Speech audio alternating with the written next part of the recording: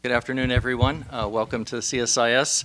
I'm Stephen Flanagan, the holder of the Henry A. Kissinger Chair here at the Center, and we're delighted to welcome this very well-informed and sizable audience to our program today, looking at the Turkey-Russia-Iran nexus, and particularly the element of what are the driving forces and strategies that are behind this interesting triangle of relationships. We also want to welcome some of our friends on the web who are joining us. Unfortunately, we won't be able to post questions, but we look forward to a lively discussion with those of you here.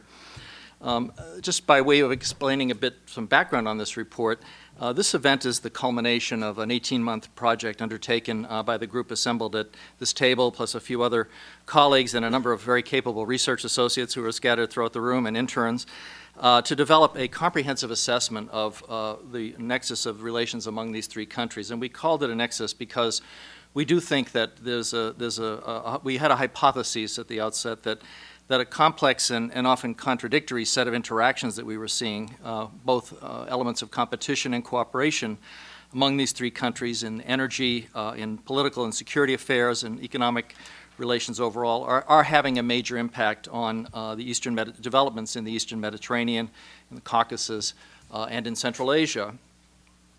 Our key research really focused, though, on the likely evolution of these relations and whether they might or might not lead to a revival of historical conflicts, perhaps a stable regional balance of power, or perhaps even a new geopolitical alignment in Eurasia. The policies that each of these three countries is pursuing toward the other are often influenced by developments in relations within this triangle and designed to impact relations with the United States.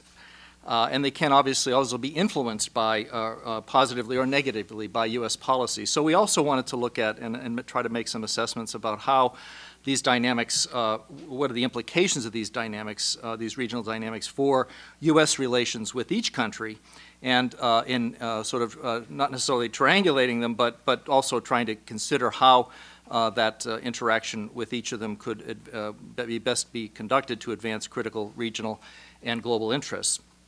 Now, we began this effort in 2011 with an examination of the domestic and international forces that are shaping bilateral relations, and in some limited instances of trilateral cooperation among these countries. And that's much of the substance of what we're calling the abridged, this initial report that we're putting out today. And we developed a preliminary assessment of the convergence and divergence in these interests and the implications for regional development.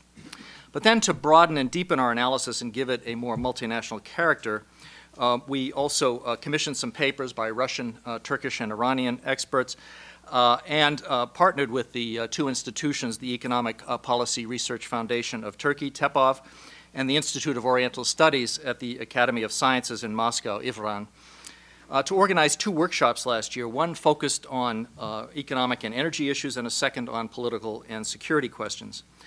And at this point, I just want to acknowledge that we're very grateful to the Carnegie Corporation of New York for support of that outreach dimension of our work, and also to the Smith Richardson Foundation, who supported our core research. So this abbreviated version of the report you received today, those of you here in the audience, and will be online for those of you watching on video, includes an executive summary of the full report and what is essentially the second chapter. We're calling it Driving Forces and Strategies in this trilateral relationship.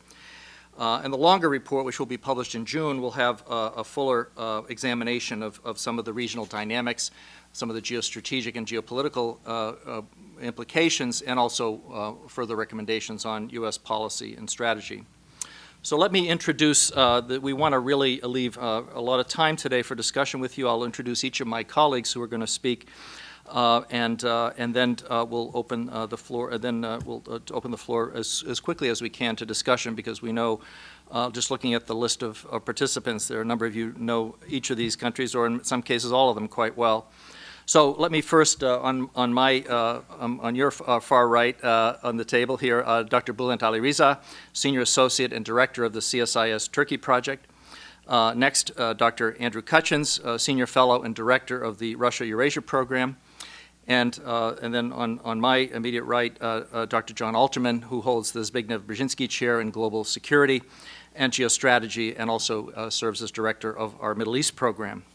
So we're going to briefly outline the highlights of our findings. We want to try to keep our part of this about, limited to 35, certainly no more than 40 minutes. Dr. Aliriza and I will offer a brief I'll introduce our Turkey analysis since we wrote that part of it, and I'll shift to Dr. Kuchins and Dr. Alterman for their insights on how Russian and Iranian interests and strategy are playing out in each of them in turn. And then I'll close with some brief remarks on some cross-cutting observations and the regional analysis. And then the empty chair on my far right here was reserved for our colleague, Dr. Jeffrey Mankoff, fellow and deputy director of the Russia-Eurasia program, who contributed much to this effort, and particularly his analysis on the Caucasus and Central Asia, which will appear in the full report, will join us for discussion. So let me just say briefly a few quick words about Turkey's strategy and how Turkey, Bulent and I, as two who have focused a good part of our work on Turkey, how has Turkey approached its relations with these two countries? Well, first of all, of course, those of you familiar with Turkish foreign policy know its so-called zero problems policy or strategy towards neighbors, this notion of trying to avoid conflict by deepening economic and energy ties to pave the way for cooperation with all of its neighbors. And of course, the policy has been put under a severe stress test over the last few years, particularly with regard to its southern neighbors. But it has used this policy quite successfully with Russia and to a lesser extent with Iran to prevent an actual fissure in the relationships. You'll see in the report before you that just turning to each of these very briefly, and Bulent Aliriza is going to go into more detail. First of all, the striking thing about the Turkey-Russia relationship is the enormous growth in economic relations over the last decade, but also in tourism and direct investment and in other kinds of interactions. There, you really have seen a remarkable growth, almost a six-fold growth in trade over the past decade. Bilateral relations, I think in general, let's say, remain, well, there are some mutual interests. There is a lingering competitiveness about it, even though these two countries have managed to contain growing differences over Syria and developments in the broader Middle East. Nonetheless, they have insulated them and prevented a rupture in that relationship in order to sustain a mutually beneficial energy and economic cooperation. The relationship with Iran is even more nuanced and difficult to penetrate.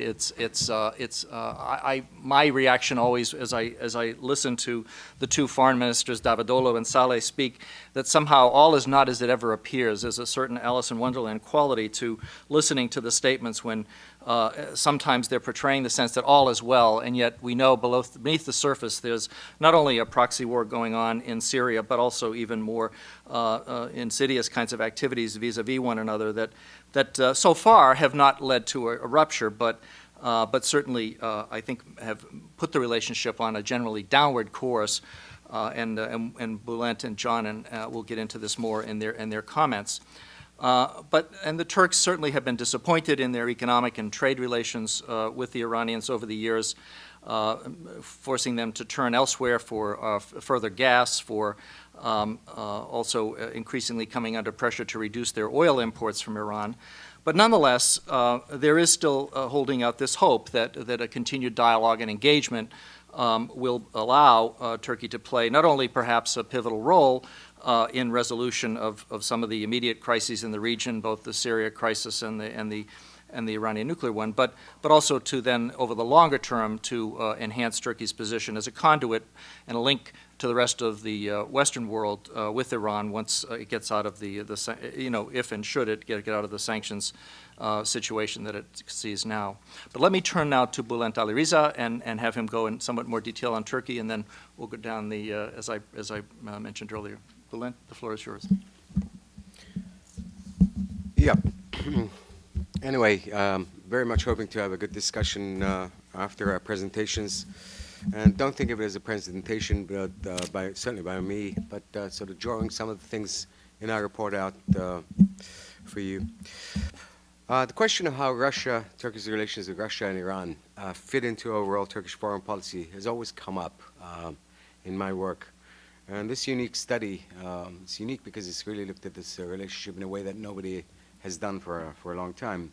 and the report that followed from it has helped to clarify the answer. Now, before looking at some of the highlights of our findings on Turkish links with Russia and Iran, and Steve touched on some of them, but I'll expand on them. Let me say at the outset that the Turkey-Russia-Iran relationship, or the bilateral relationship that Turkey has with Russia and Iran, and Russia has with Iran, is not an emerging subsystem. And relations with these two countries for Turkey is not part of a fundamentally different or alternative foreign policy path that Turkey is charting for itself. However, the bilateral relationship within the Nexus is important. It has demonstrated, they have demonstrated, durability as well as resistance to the corrosive effects of political disagreements, including Syria most recently, and even commercial disagreements in the area which is at the core, as it were, the archstone of their relations, which is the energy sector. Now, how does it fit, how do they fit these two relationships into overall Turkish foreign policy? When we look at Turkish foreign policy these days, we're really talking about, in essence, the foreign policy of the JDP, the Justice and Development Party, the AK Party, which has been in power for just over a decade now. Closer relations with Russia and Iran fit into the activist foreign policy themes of Prime Minister Erdogan and the AK Party. Closer relations with neighbors, and of course Russia and Iran are neighbors, but Turkey has a number of neighbors. Expanding influence in the regions beyond Turkey's borders, and even beyond those regions, is the goal of the party. As Mr. Erdogan put it very succinctly, you cannot ignore anywhere. If you have a claim to become a big state, you need to reach every corner of the world. Well, maybe not every corner of the world, but certainly Russia and Iran. I thought it was very interesting that the new Minister of Tourism and Culture, Mr. Ömer Çelik, who until recently was the chief foreign policy aide within the party of Mr. Erdogan, spoke in Moscow just a few days ago, as I said, on relations with Russia, and even the possibility of going into the Shanghai Cooperation Organization, which Mr. Erdogan had talked about with Mr. Putin. He said, we want Turkey to be represented in all organizations in the world, including the SCO. Turkey is both a Mediterranean and a Black Sea country. It's both Muslim and European. It's both Balkan and Caucasian, as well as a Middle Eastern country. There's nothing as natural as such a multi-dimensional country being in all organizations in the world. I think the two comments really help to explain the context in which the relationships with Russia and Iran are being developed. Now, the relations existed before 2002 when AK came to power, but it is sought to develop them, as I said, not as part of an alternative foreign policy, but as part of an ever-expanding foreign policy framework that, of course, includes the U.S. as still the primary partner, and the EU, which Turkey still hopes to join as a full member. Now, let me touch on the U.S. factor, having identified it as still the primary relationship for the Turks. Obviously, the current Turkey-Russia relationship could not have begun until after the end of the Cold War in 1991, although the initial Turkey-Russia gas agreements, which continue to this day, date back to the 80s. In other words, it was the end of the Cold War in which the U.S. and Turkey cooperated against the Soviet Union, which allowed the current flexibility in Turkish foreign policy, particularly with Russia, but also with Iran. The U.S., which established its strategic relationship with Turkey during the Cold War, but has continued in the post-Cold War era, is, as Steve mentioned, in reality an unacknowledged partner in the complicated, ongoing quadrilateral relationship involving Turkey, Russia, Iran, and the U.S. Even if Turkey does not calibrate its day-to-day relations with Russia and Iran with constant reference to the U.S., it's nevertheless conscious of the U.S. factor, as of course are Russia and Iran as well. The primary of the relationship with the U.S. for Turkey was confirmed for Russia and Iran by the Turkish decision to allow deployment on its territory of radars associated with the controversial NATO missile defense program in September 2011, despite vigorous and even hostile reaction from Russia and Iran. Now, let me focus on the energy-based economic links, which really is at the core of the relationship.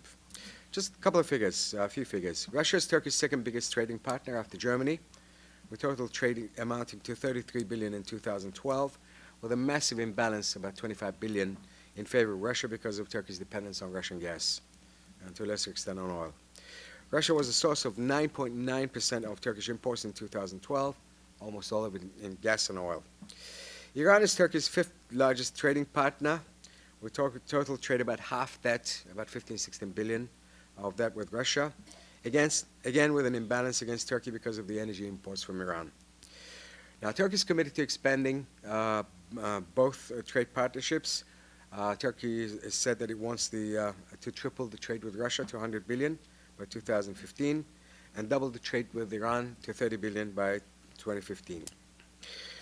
In 2012, Turkey imported 98% of its gas and 93% of its oil. 58% of the gas came from Russia, and 12% of Turkish oil came from Russia. 41% of Turkey's oil came from Iran last year. That's down from 51% the previous year because of pressure from the United States to cut down, but still the largest source. And 18% of Turkish gas from Iran. So obviously we're talking about a crucial relationship when it comes to energy, which is difficult to eradicate, and the Turks make that case constantly to the U.S. The U.S. opposed Turkey becoming over-dependent on Russia through the Blue Stream deal in the 1990s, and more recently it's been trying to reduce the scope of Turkish-Iranian energy dealings. Now, for its part, Turkey has been maintaining a delicate balance, and we can go into this in the Q&A. In that famous quotation during the Georgia War, Prime Minister Erdogan said, "We don't want to choose between Russia, our main trading partner, and the U.S., which is our main ally." Similarly, when it comes to Iran, Turkey, having tried to act as an honest broker between Washington and Tehran in the continuing dispute over Iran's nuclear program, most notably in 2010, has pulled back a little bit, but nonetheless is trying to maintain some degree, some balance with difficulty. Finally, let me look ahead quickly. Parallel to the mutual economic links ensuring their durability, the relationships are also characterized by factors acting as limitations on their further development. Most important, of course, as I said, is the U.S. factor. There are also historic mutual suspicions, which have currently come to the fore because of Syria and diverging regional goals. Syria is the most important variable in the triangle, the Turkey-Russia, Turkey-Iran relationships. As we wrote in the report, the denouement of the Syria crisis could be a crucible in defining future course of Turkey's relations with Iran and Russia, as well as the nature of their enduring competition for regional influence. It's an unacknowledged proxy war. We don't know what impact it will have down the road. Then there is the issue of Iranian sanctions.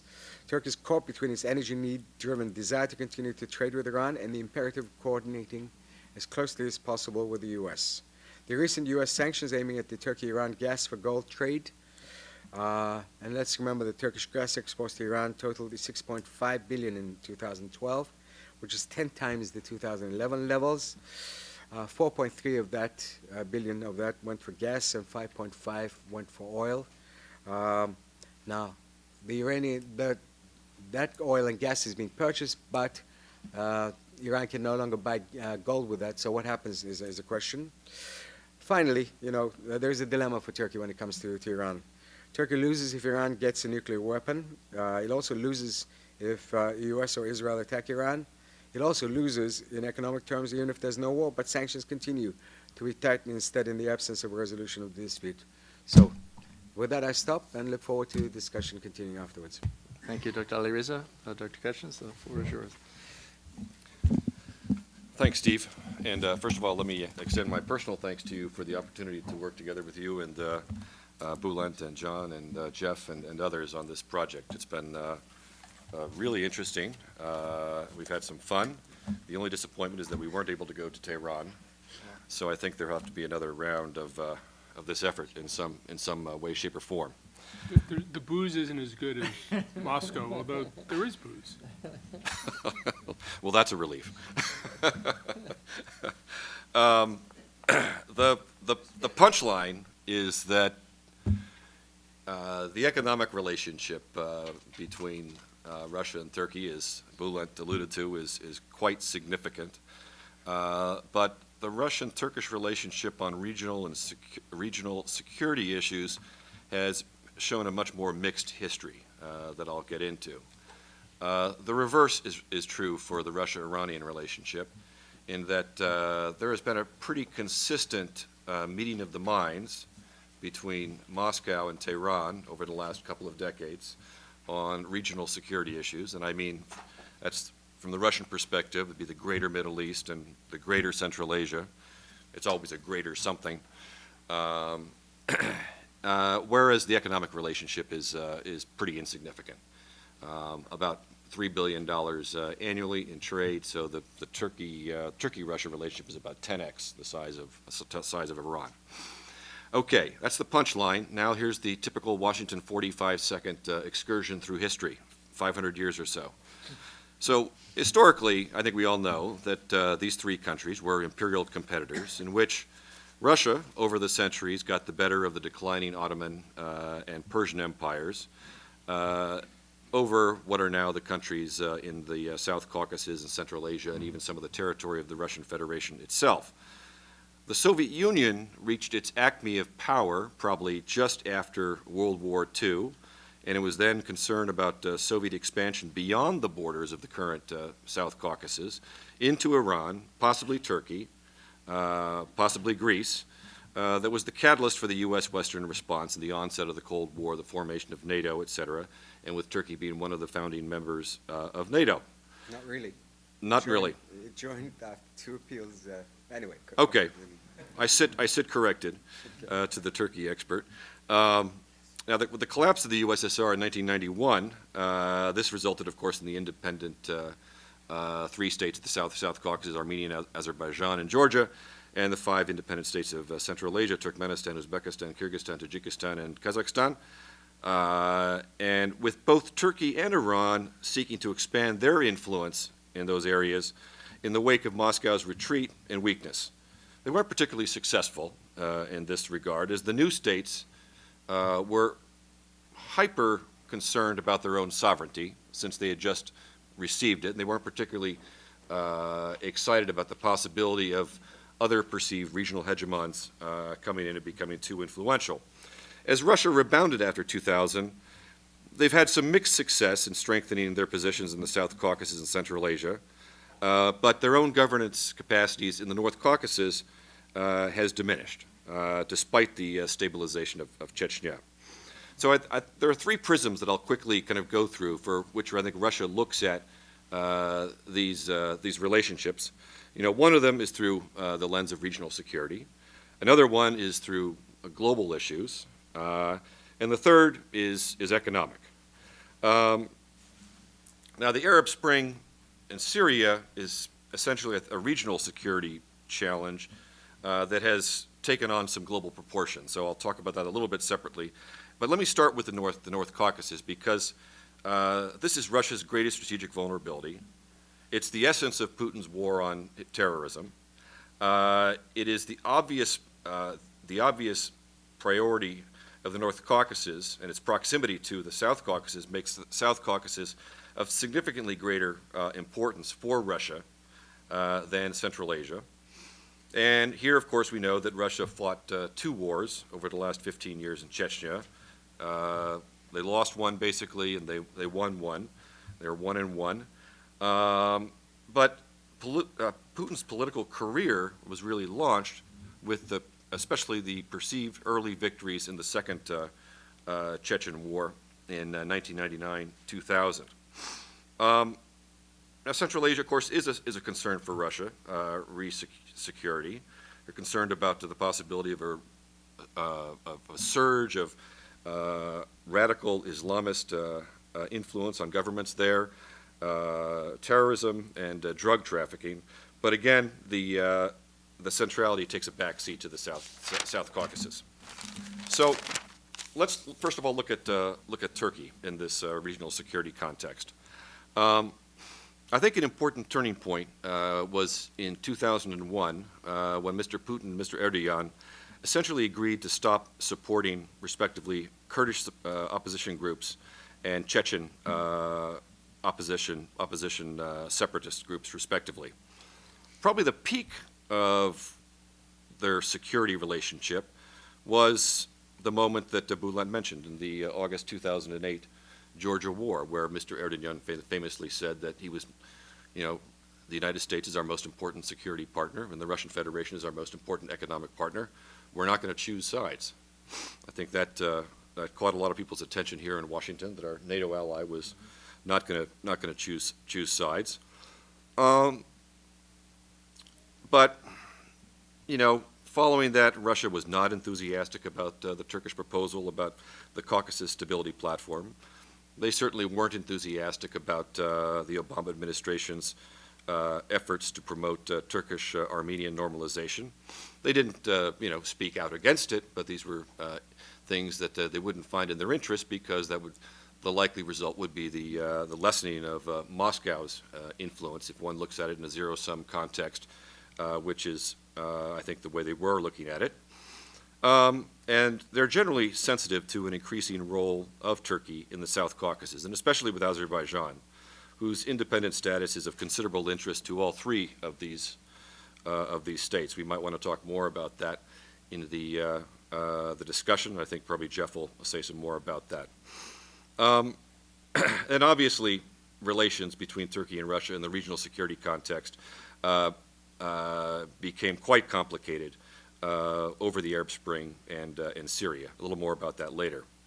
Now, looking at the Russia-Iranian relationship through the lens of regional security, there's been a pretty consistent Iran has been a quite consistent regional security partner for the Russians, going back to successful efforts to resolve the Tajik Civil War in the early 1990s.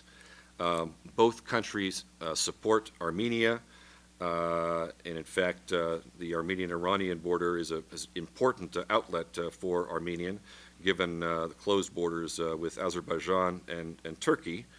And in fact, what has sort of emerged is, over the years, has been kind of a north-south, east-west axis. The north-south, Russia, Armenia, Iran, and east-west, Turkey, Georgia, Azerbaijan. More significantly, the Iranians, like the Russians, have strongly opposed Sunni, Wahhabi, Islamist, global jihadist groups. For the Russians, again, this is a first-order priority because of the issues they face in the northern Caucasus.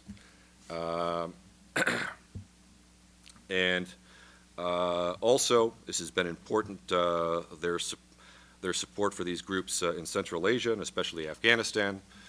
It's often forgotten that it was effectively an informal quasi-alliance between India, Iran, and the Russian Federation in the late 1990s that were supporting the Northern Alliance, and it was after 9/11 that we came in, the United States, and joined up with their efforts, which I don't think were particularly well coordinated, but were nevertheless, their interests were the same. Now let's get to the Arab Spring, because here's where obviously the interests of Russia and Turkey become quite different. For the Russians, the Arab Spring, as Bulent alluded to, this is basically a proxy war between Saudi Arabia, Qatar, their allies and supported groups, versus Sunni Muslims, versus Iran and their partners, and most notably Syria. So in that context, Russia is going to essentially share similar interests with Iran. This has been historically true for a couple of decades at least. Russians also perceived that the likely result of the Arab Spring would be greater Islamic influence, less secular governments in Egypt, Libya, etc., and which would possibly open the door to greater Islamist representation within those governments themselves, something that the Russians did not particularly see in their interests. Russians are generally skeptical about democracy. They're exceedingly skeptical about democracy in Islamic states. So now, at this point, the Syria crisis has deepened, and we find that Turkey is the main supply route for arms to the opposition, and Russia and Iran are the main supporters of arms to the Assad government. Now, I don't know to what extent Russia and Iran are coordinating their cooperation on Syria. I'm kind of skeptical about that because there's been increased distrust between Tehran and Moscow over the last few years, over the long delays that the Russians made in completing the Bushehr nuclear reactor, claiming technical difficulties and all kinds of other things, which the Iranians knew that the Russians were simply delaying because of concerns in Washington and elsewhere. And of course, the withdrawal of the S-300 anti-air system deal between Moscow and Iran, Ahmadinejad and the Iranian government were extremely unhappy about that. So I'm skeptical that there's been much operational coordination between Russia and Iran on Syria, but no way for me to prove it. Now, finally, to the global level, and here there are two main issues. Obviously, one of them is the Iranian nuclear program. The Russians. It's interesting that I think that a few years ago, the Russia and Turkish position were closer together. In fact, on UN Security Resolution 1929, it was interesting that the Turks voted against it and the Russians supported it. But subsequently, I think the Turkish-U.S. relationship has improved, and one of the aspects of that has been the Turkish decision to accept participation in the phased array missile defense system in Europe. Obviously, something that the Russians are diametrically opposed to. The Russian position on the Iranian nuclear program, I think it's pretty clear. They oppose Iran being a nuclear state, but they think that a military intervention into Iran would be more destabilizing and essentially worse for regional security and global security than Iran becoming a nuclear state.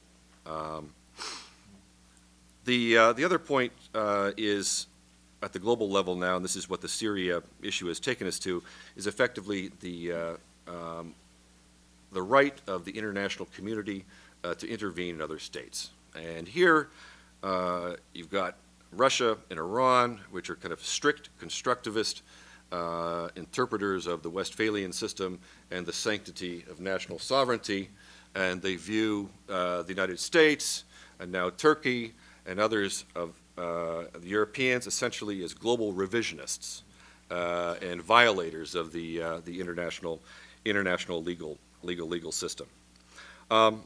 Since I think I'm out of time, well, let me just say two words about the economic relationship. You kind of got the main picture. I think, and you got more detail from Bulent about the energy relationship between Turkey and Russia. It's important, obviously, but there are differences, and the differences tend to come over, I think, Turkey's aspirations to play the role as a transit hub for distribution of energy, especially gas, which may not exactly coincide with some of the views of in Gazprom and in the Kremlin.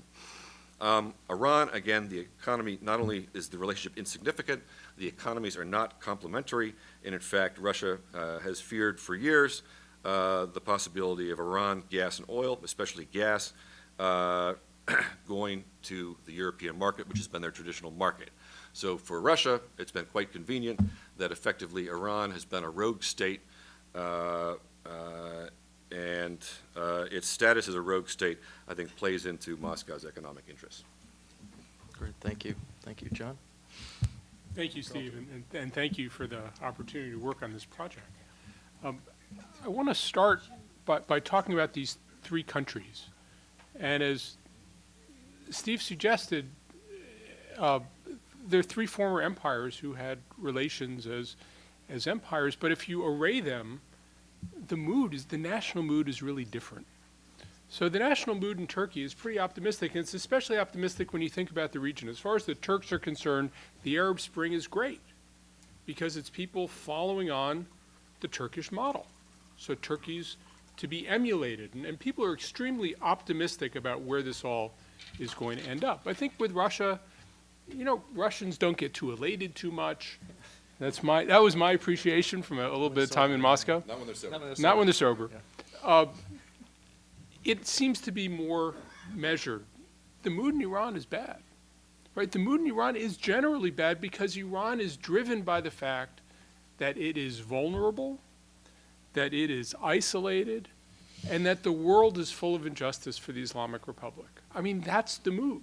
So you have these three former empires who are engaging with each other, and the Iranians are at the peak of vulnerability, at the peak of feeling this whole system is stacked against them. You talked about the Westphalian system. The Iranians don't like the Westphalian system because the Iranians think the whole Westphalian system is a way to screw the Iranians. They think that all this thing with alliances, it's all about getting at them, about undermining their government. So the Iranians are in this very strange position, which I think creates a tension. On the one hand, they talk about the Westphalian system, they talk about non-intervention in others' affairs, they talk about it, and they want to enhance their standing in it, and they want to destroy it, all at the same time, which I think gives you a sense for why the policy sometimes seems self-contradictory, because it is. What they do in this, as they try to play it, is they try to use their neighbors, their immediate neighbors, as a buffer. So they try to use Turkey as an economic buffer, and they try to use Russia as a political buffer. As far as I can tell, some of the mood may have something to do with it being an Islamic republic, but the strategy is all a nationalist strategy.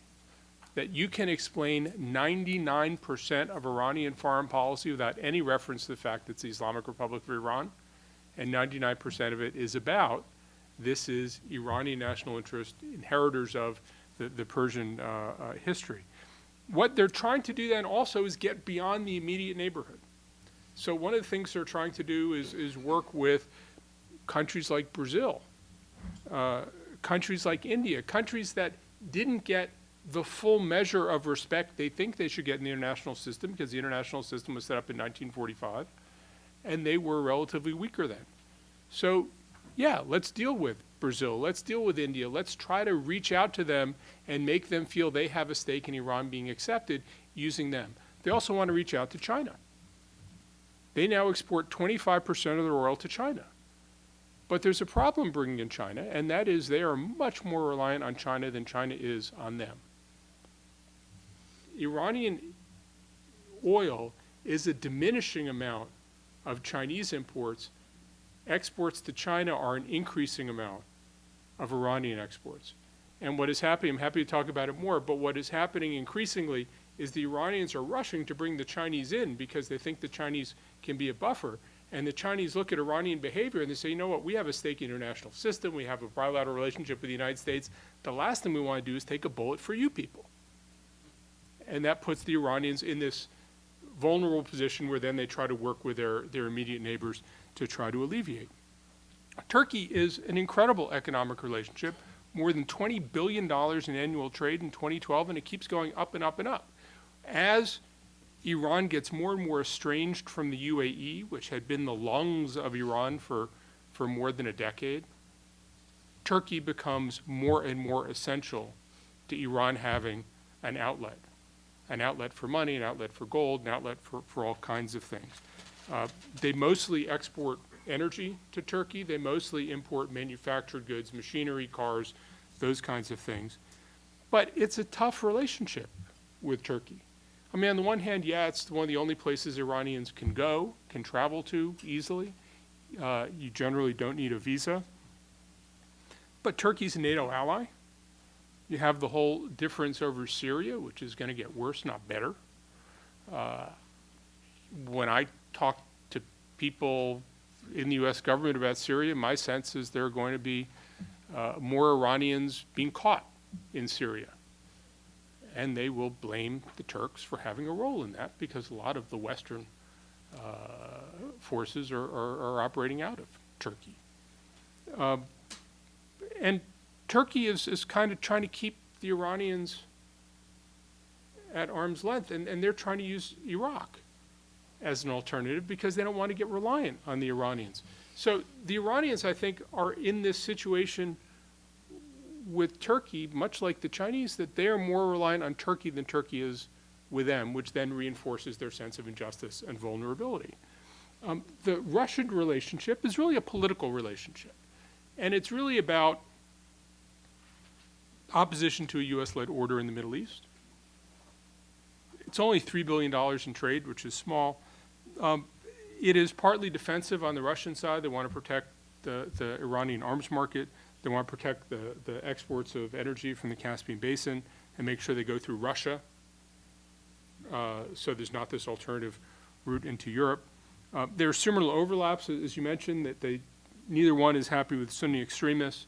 They're both pretty happy with strong oil prices because they're energy exporters. They're happy that Europe looks eastward for gas. But that, it strikes me as a political relationship. It's a strategic relationship. It's not an economic relationship. It doesn't really have a lobby. If you think about it, there is a business lobby in Turkey, a group of Turkish businessmen who have a huge interest in opening up to Iran and staying open to Iran. But it's not balanced. And the Iranians need Turks more than vice versa. I think when you look at the strategic relationship with Russia, the problem you have to wonder is how much of Iran's relationship with Russia is predicated on the current leadership of Russia and its interest, or its way of relating to the United States. And if you had a Russian leadership that maybe wanted to have more accommodation with the United States, wanted to be less confrontational, would then the Russian-Iranian relationship pivot in a way that again redounds to Iran's displeasure? Because if you don't have Putin, say I'm gonna show him, I'm going to be assertive, and you're looking for ways, of all the ways Russia could improve bilateral relations with the United States, is there a better way than cooperating more on Iran? There's not, and the Iranians must know that. And it sort of reinforces this Iranian sense of vulnerability. Positive U.S.-Iranian relations would grow Turkey-Iran relations. There's no question.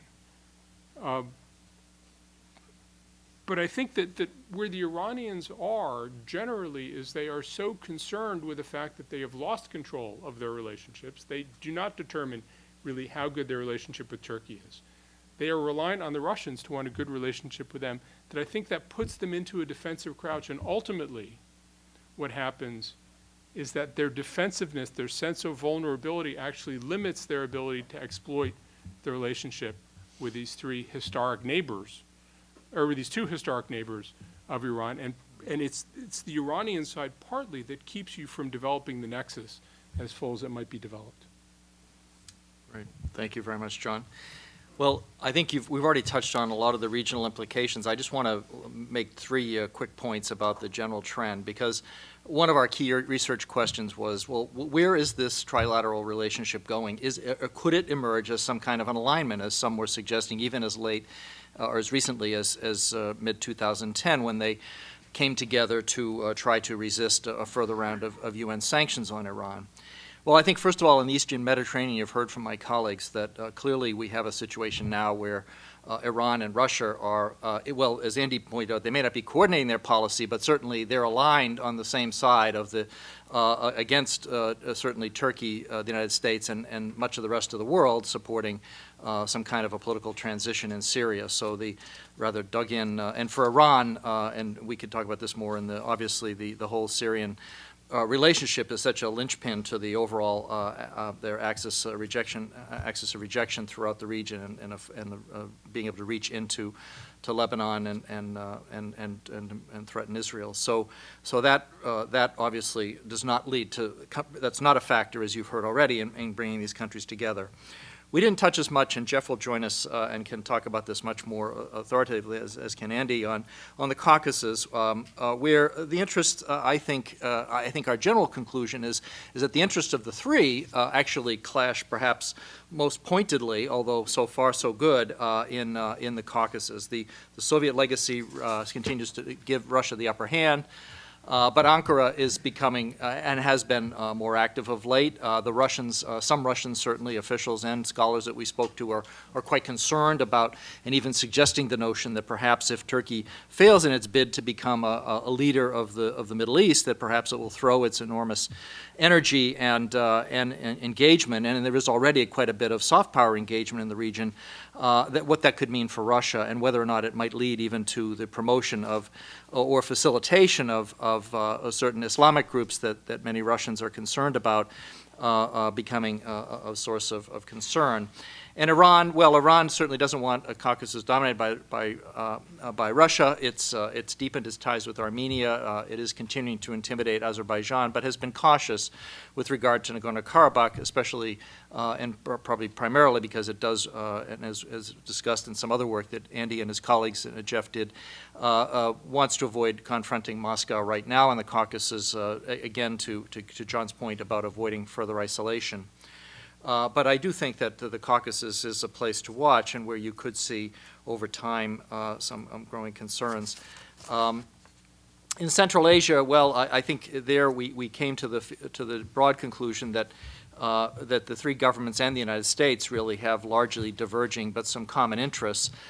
Certainly a common interest and concern about instability following the withdrawal of NATO and partner forces from Afghanistan after 2014. The longstanding ties and infrastructure certainly tipped the regional balance of influence in Moscow's favor, but of course China is out there growing more important and looming more important in the region. The only gas that's flowing out of the region right now is heading to China. It's not going through Moscow and through Russia. And while Turkey has commercial interests and wants to prevent Russia from retaining a controlling position, I think it has limited capacity and commitment. And Iran remains concerned about the Taliban and the problem of drug trafficking in the region and wants to see more central energy flows through Iran.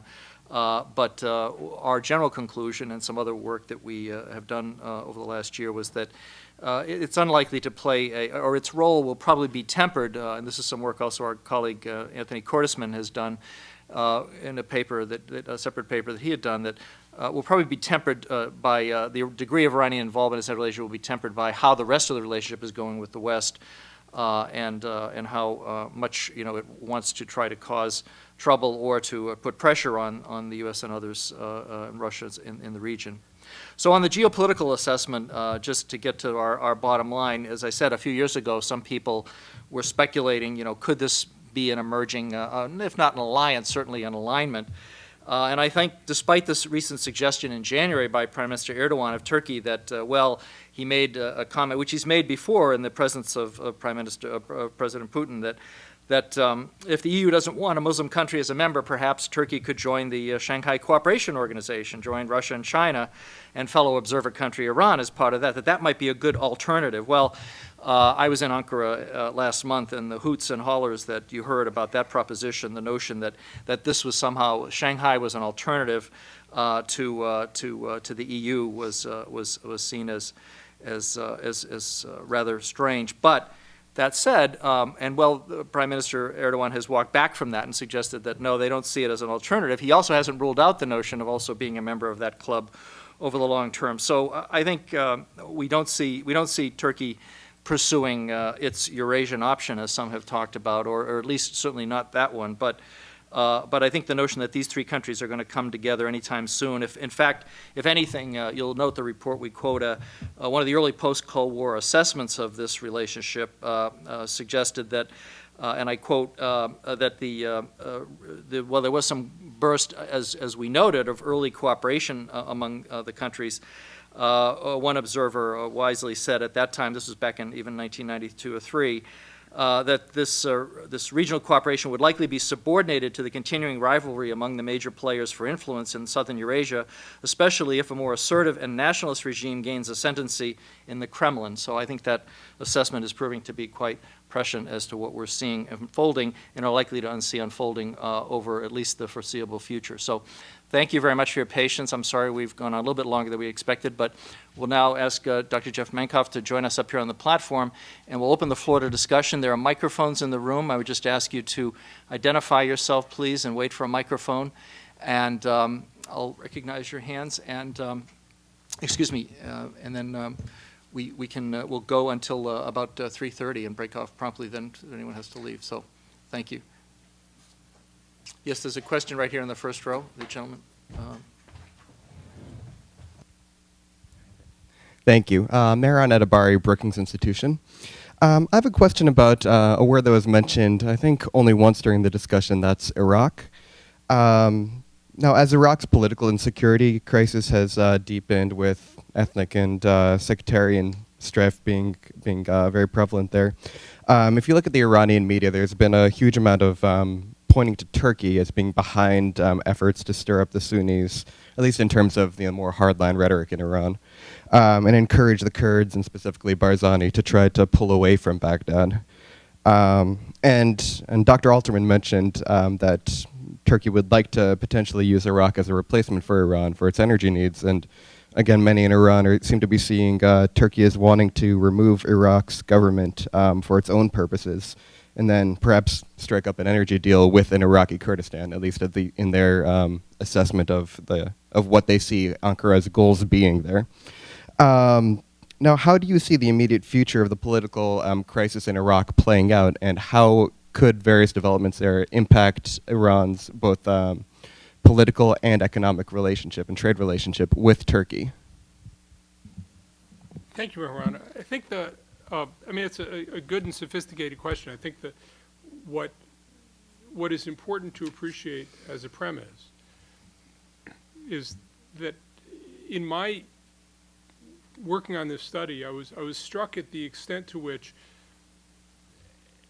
all the countries seem to be fine-tuning these relationships.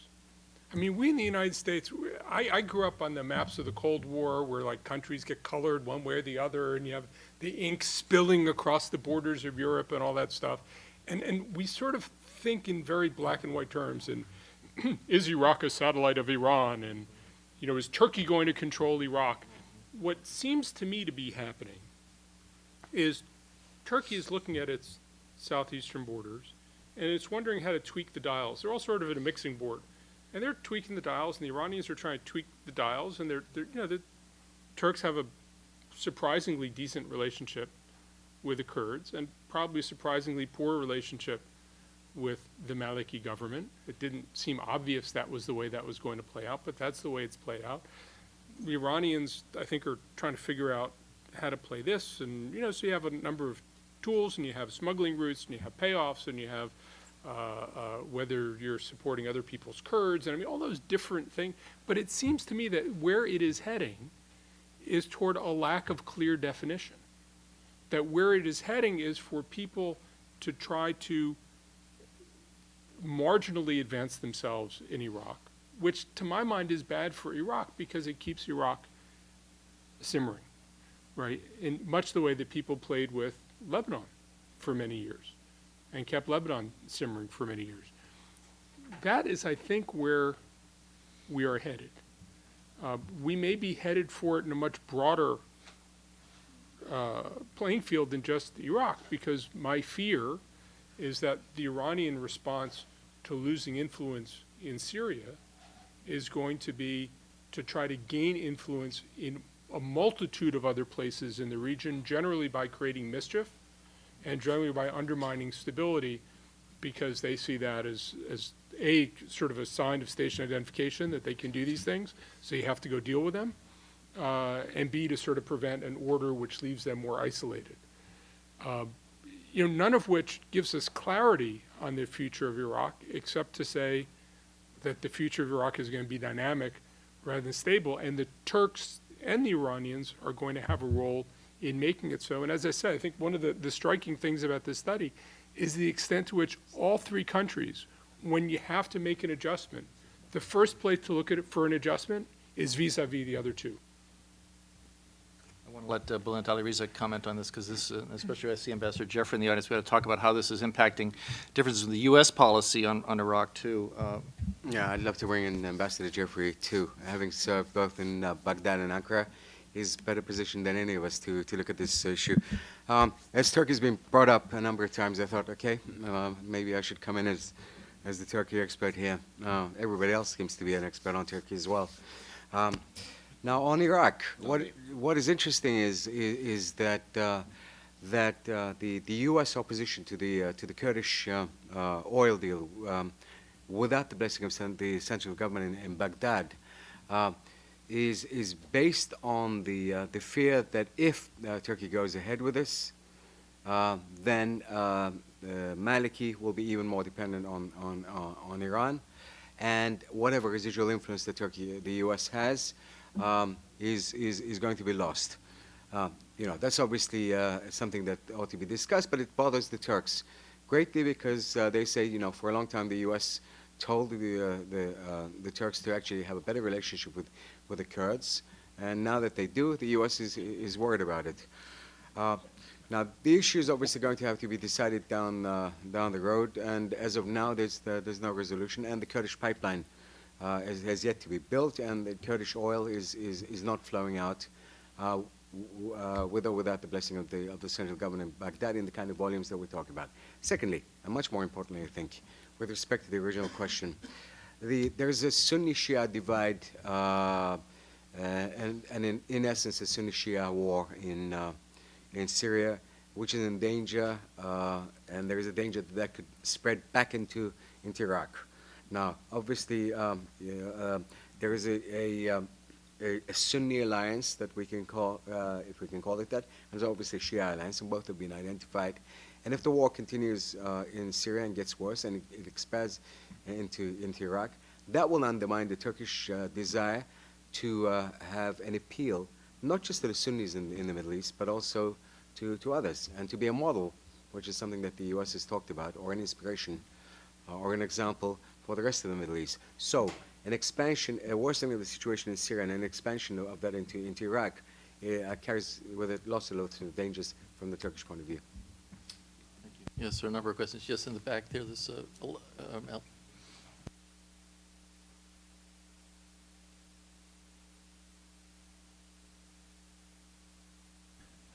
Yeah, Wayne Mary, the American Foreign Policy Council.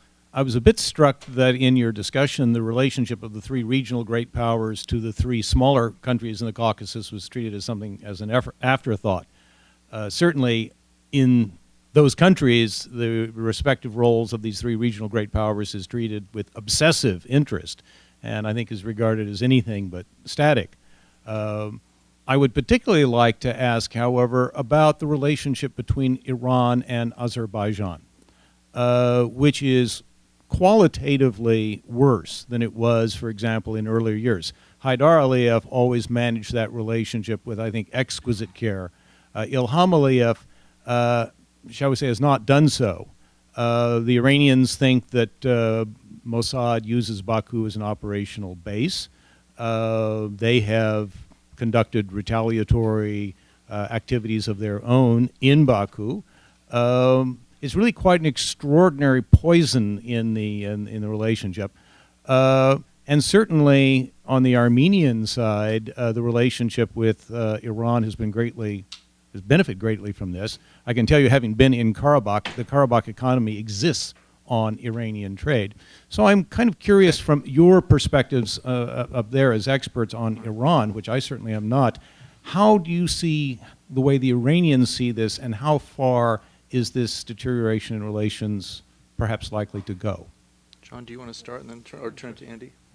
Well, no, the Iranian part of it, and then Jeff, you could talk about the regional stuff. Yeah, thanks for the question, Wayne. I think that's a good point. The Caucasus is obviously it's an area where the interests of the three powers collide, I think, to probably a greater extent than some of the other areas that we've been talking about.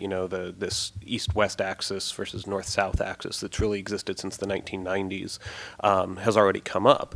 But, to the point on Azerbaijan, I think the intensification of the West's political, diplomatic, potentially military pressure against Iran has really made this more acute in the sense that, Azerbaijan is a country that, going back to the 1990s, has been diplomatically inclined thanks to the efforts of the United States in the first instance and Turkey in the second instance, to the West, has really become an important element in this broader attempt to contain and possibly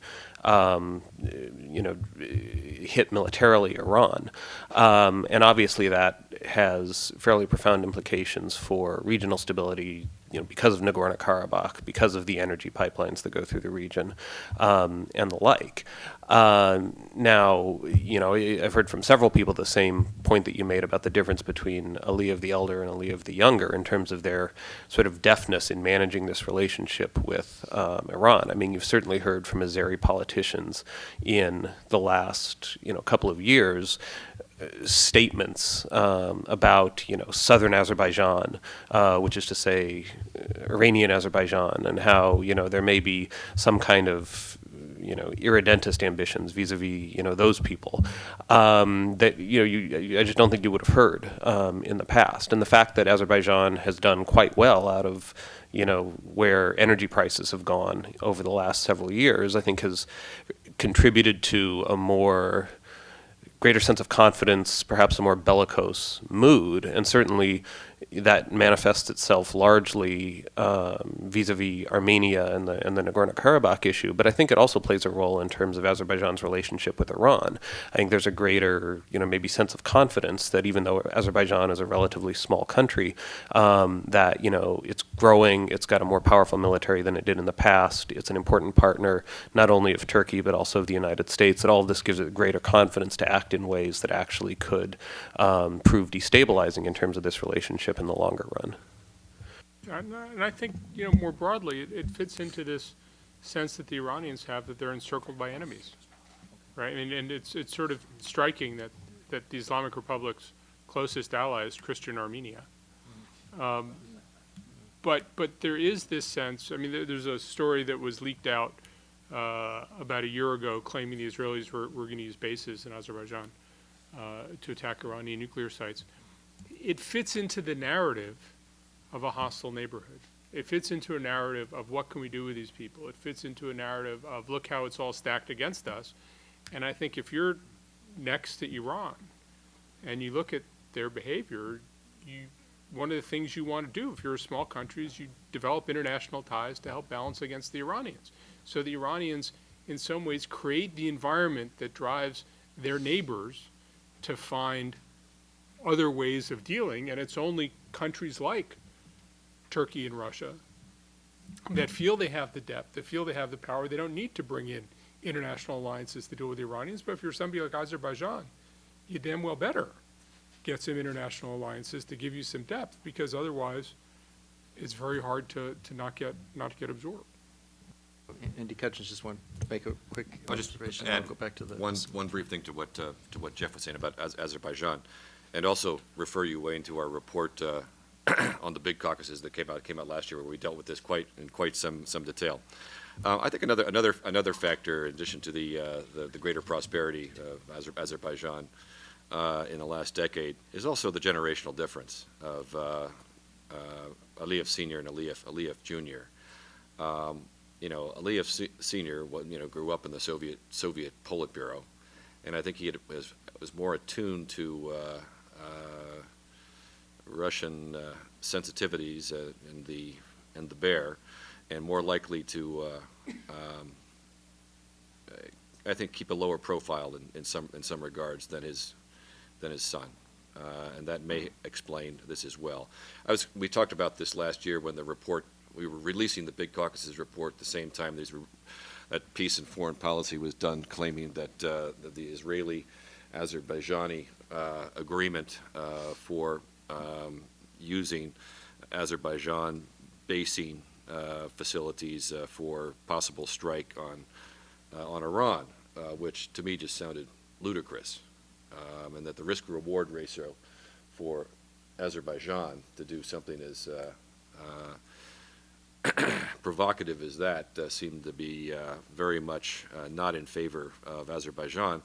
And secondly, I couldn't imagine a context where Moscow would be supportive of that, and I couldn't believe also that Azerbaijan would not be consulting Moscow about something as But I think the article itself was more of a provocation. Okay. We have several questions here in the middle up front. If you could go and maybe I'll take a few questions at once and put them on the table just in the interest of time. Yes, gentlemen. I know. Yeah. This is our visiting scholar here. Thank you. My name is Lu Xiang, a visiting fellow here at CSIS from Beijing, China. So my question to the distinguished panelist here is about the role of Iran. So in the general view of the U.S. Researchers, what kind of the role of Iran can play in the future? Could you, if there's kind of a sort of deal that can be made between the U.S. and Iran on the nuke issues, would you like to see the role of Iran as stabilizing or destabilizing in the region? Thank you.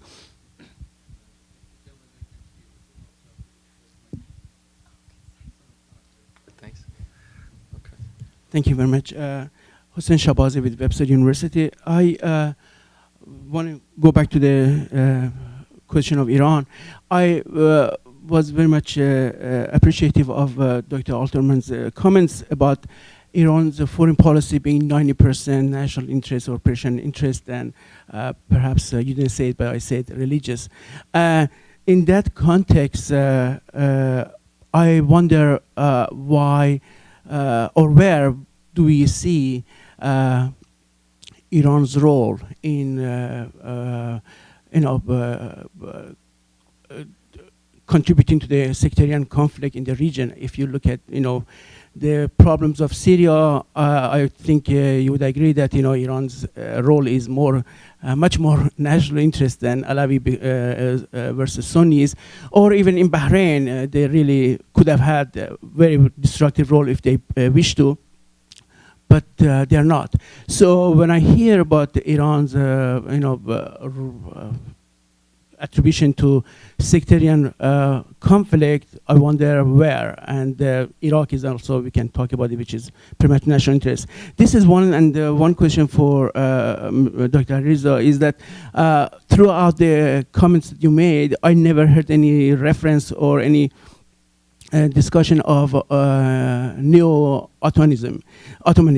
And I wonder where would you see this neo-Ottomanism or neo-Ottoman foreign policy advanced by by the government of Turkey? How much do you see credence in it, or where does it play out?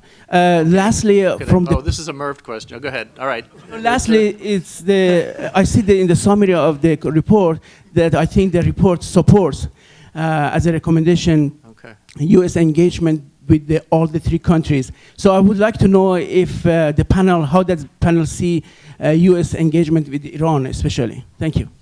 Okay. Well, that was, thank you. All good questions, but I'm sorry. And then Barry Jacobs right there on the next row. I'm sorry. And we'll let the panel answer a few. I'll actually ask a short question. Barry Jacobs with the Spectrum Group. The question I'm asking is about Cyprus, which neither one of you mentioned, but the Russian initiative, at least as reported in the American or the media today, to take over some of the banks, and the anger of Putin, because the Russians apparently have lost, officially, right, but they've lost millions, if not billions of dollars. But that would give the Russians an influential play, particularly in developing Cyprus's large quantities of natural gas that are to come online, particularly because the Russians would have enough money to build an LNG plant, which the Cypriots themselves do not. So it involves Russia, it involves Turkey, and it involves energy. I'd like your comments.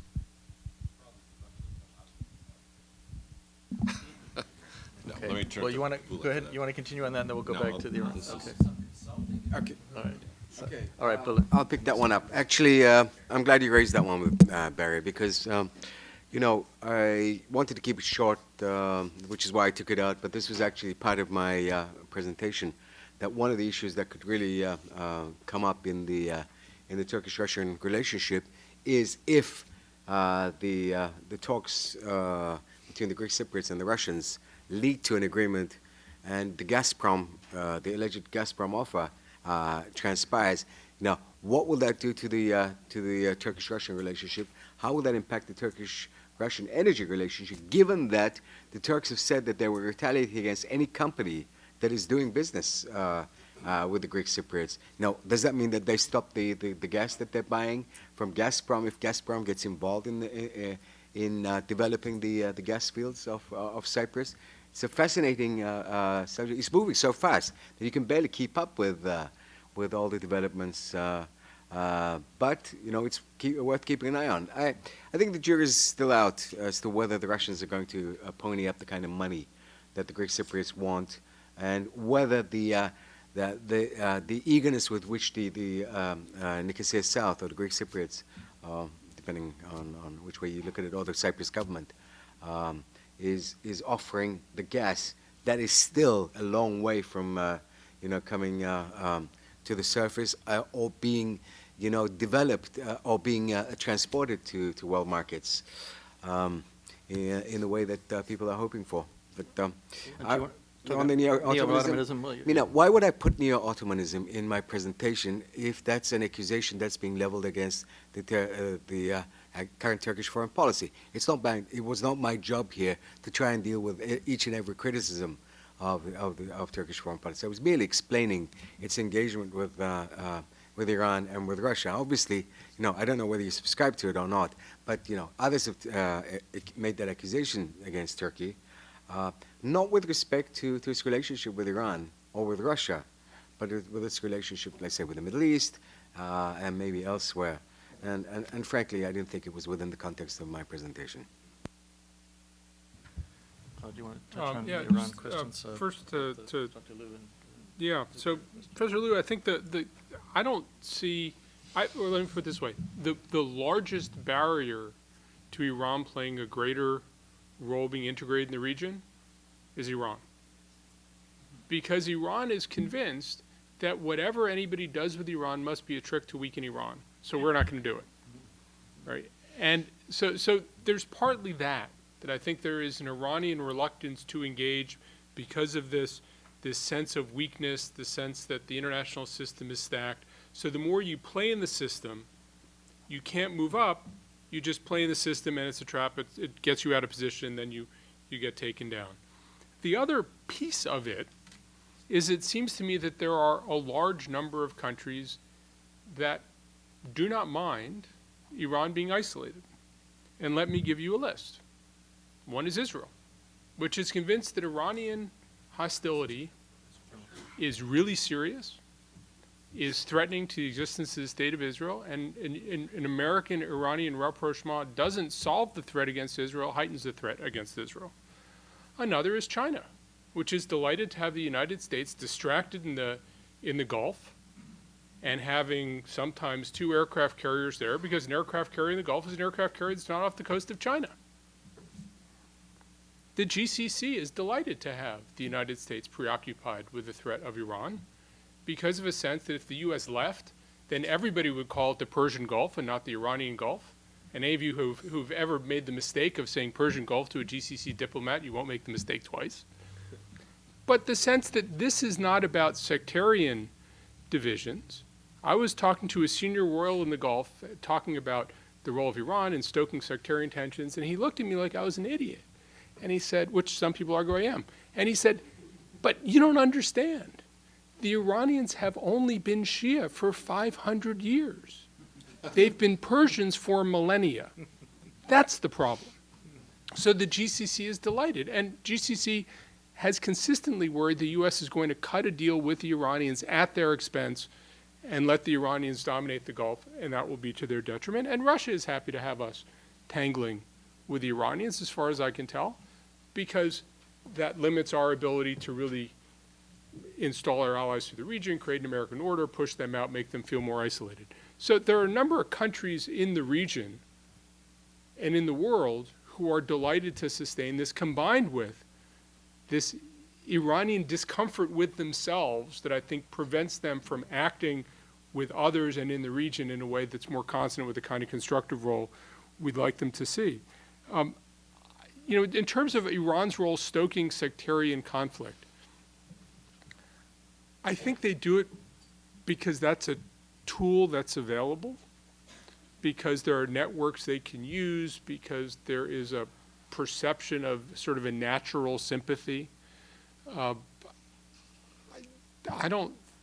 So I think it's essentially instrumental, and it's a way, again, to further the interests of the state rather than a way to spread a certain religious doctrine. Certainly there are ways that people do spread religious doctrines, and they're interested in having more models of emulation in Iran than elsewhere, and they're trying to use Qom as a really serious, I mean, you know this more than I do.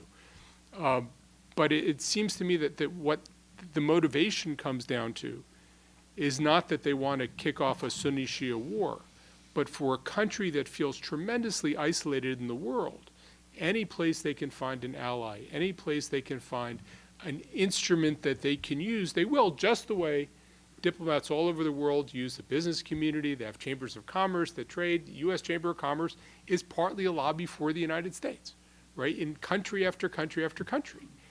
And it's a natural way, if you are fearing isolation, if you want to build ties, using the religious tie is a natural way to ease your isolation in the world. But again, it seems to me to fit into a general rubric where the Iranians feel that the world's hostility to them is a constant, not a variable.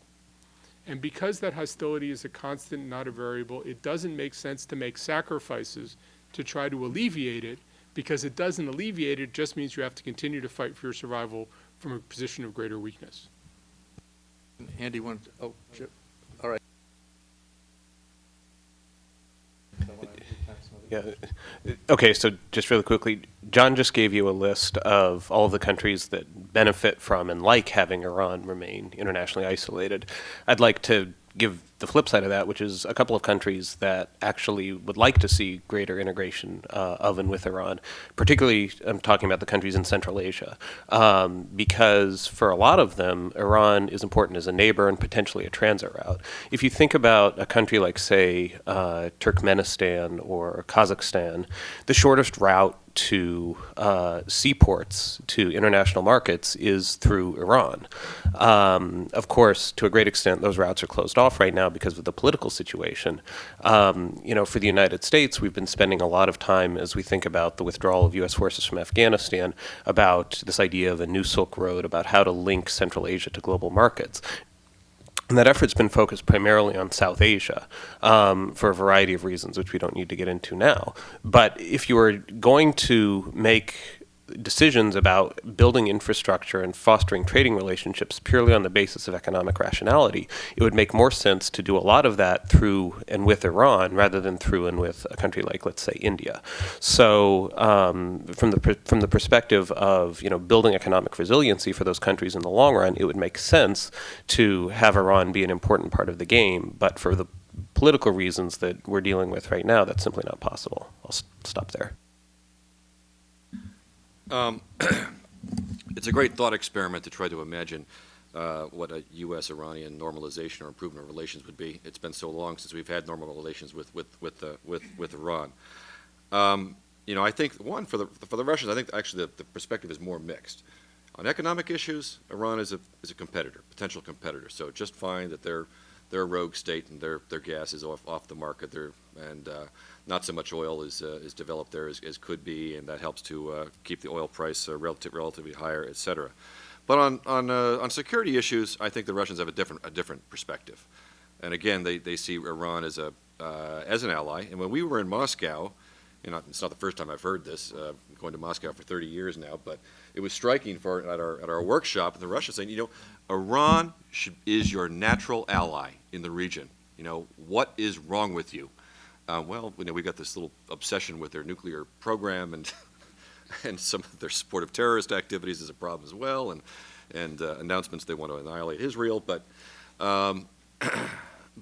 you know, to some extent, that is true, and what the Russians say has some worth to it. I mean, again, go back to Afghanistan and their perspective on the Taliban. And the Iranians were leaning very forward after 9/11 and even into 2002 to try to play a more constructive role. But then they got called a part of the axis of evil, and the relationship basically fell apart. I mean, I think how can you resolve Afghanistan issue and regional security without having Iran at the table? To me, it's just impossible. Similarly, I think it's sort of ridiculous for when the Obama administration last year, we're going to have a regional security conference on Syria, but no, we're not going to invite Iran. Oh, really? I mean, come on. I mean, we have to be able to walk and chew gum at the same time. The degree to which Iran's going to be constructive is a question mark, but to not have them at the table when they're obviously one of the significant players is just sort of an exercise in futility. Okay. Yes, there were a couple of questions in the middle. Could I just, lady here and then Ambassador Jeffrey over here? Sorry. She was. Thank you. I'm a PhD student in St. Petersburg State University in Russia. My name is Lena Dabova, and my first question is to Mr. Aliriza, Kuchins, and Alterman. So if you look at all these strategies, or at least the possible ways the three strategies of the three countries can go, is there a worst case scenario for the U.S. and the best case scenario for the U.S., or there is no such? So basically, whatever they do, U.S. is fine anyways. So that's one. And the second one, since, and the second one is supposedly due to the budget cuts, Warsaw is not going to have the missile defense program developed the way they wanted. And sometimes back, Mr. Putin said that if things happen like that, they're ready to help the U.S. with Iran and all kinds of things. So do you think those budget cuts on the defense missile program in Warsaw is going to affect the regional affairs anyhow, or at least Russia-U.S. relations? Thank you. No. Okay. Sorry, and Ambassador Jeffrey, and then we'll come back to your two.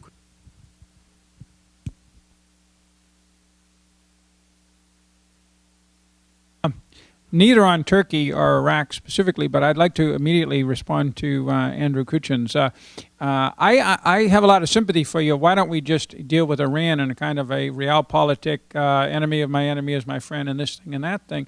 And I might want to do that and have tried that in my past. But as somebody who's worked in the U.S. government, it's very, very hard to do that because of our 60 years of belief that we are part of a new world order, that our version of the Westphalian system means that bad actors don't get to play. Bad actors go and sit in the corner and get sanctions and possibly bombed until they become good actors, and they don't get to play in these leagues.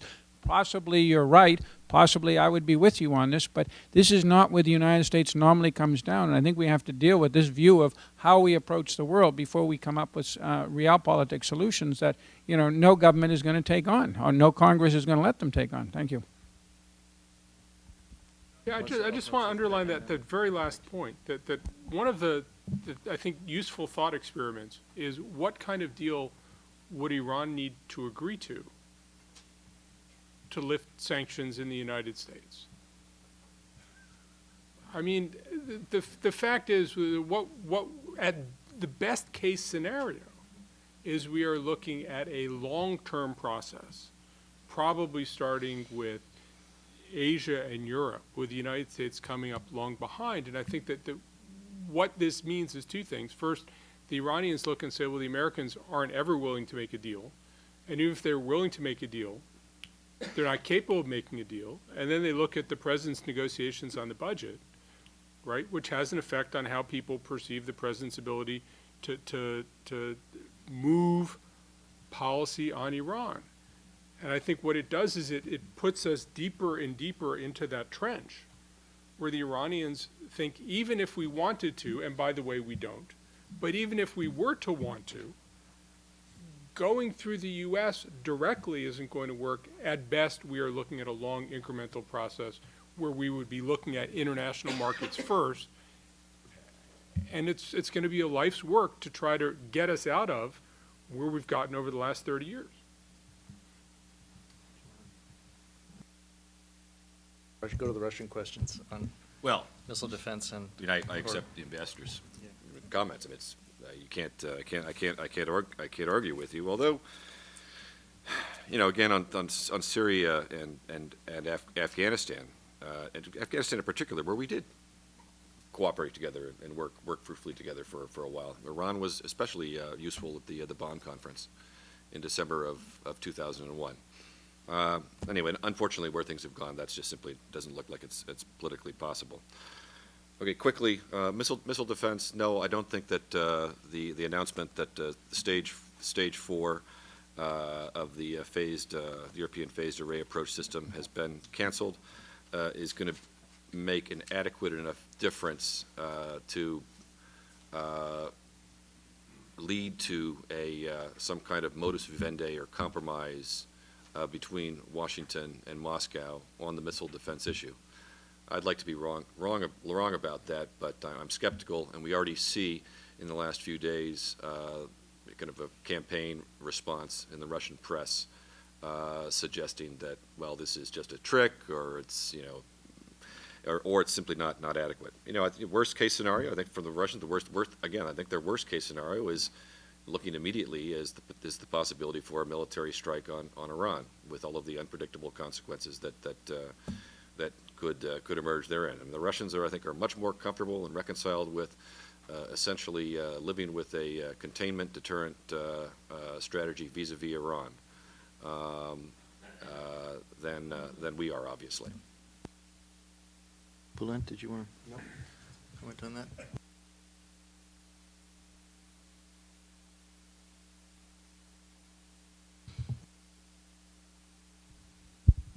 Thank you. Adil Bagyar from the USS Ares Network. My question is on regarding page 28 of the conclusion. The line here says that Washington and Ankara will need to engage both Moscow and Tehran in efforts to resolve lingering regional disputes. Could you give an example of how is that possible to do in practice? Not necessarily on anything, any issue. Pick anyone.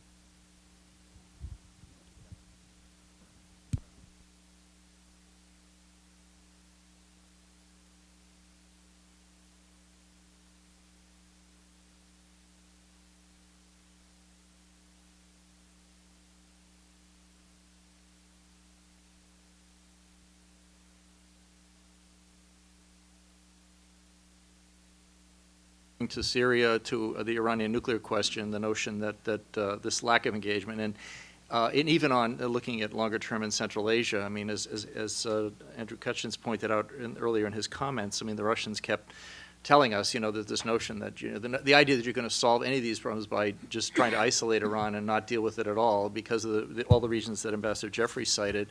Not to mention, the legacy of suspicion on both sides that, it's not going to happen, but, that you're not going to be able to succeed. So the question is, how do we find pathways? We certainly did find pathways in the past, as was alluded to, and, on early phases of Afghanistan, some, modus vivendi.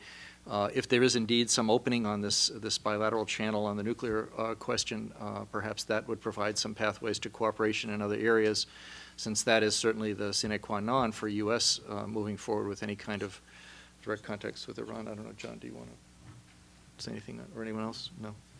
Well, I'm very sorry we have reached the end of our allotted time, and I do, first of all, want to thank all of you for joining us today. It was a very interesting discussion for us. I want to thank my colleagues also who were kind enough to thank me. I want to thank them. I learned a lot in this project. We are continuing, as I said. We'll have this final report, and perhaps if we can synchronize our schedules and find a room in June, we'll come back to some of this, because there's clearly a lot of interest. There is still a number of answer your question. The nuances of this continue to unfold, continue to surprise and baffle us sometimes. Let me thank again also in closing, the Smith Richardson Foundation and the Carnegie Corporation of New York for their support of this project. In particular, I want to recognize Patricia Moore-Nicholas, our project manager at Carnegie, who joined us in Moscow and really wanted to be here today. So I hope she's watching online at some point, and we want to give a shout out to her.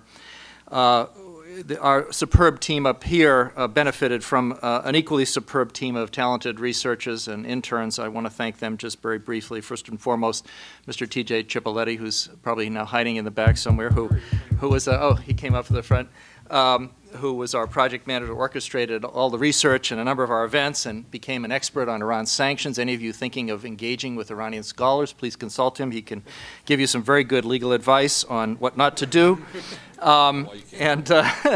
but also, and I'll name them very quickly, Craig Bonfield, Andrew Hames, Lee Hendricks, Daniel Holdnick, Denny Honmensi, Sungen Marshall, Rebecca Shirazi, and Aika Zikambaeva, and a number of talented interns, too numerous to mention at this time, but they will be honored, given a place of mention in the final report. So thank you all for joining us this afternoon, and we look forward to continuing the discussion. Thank you.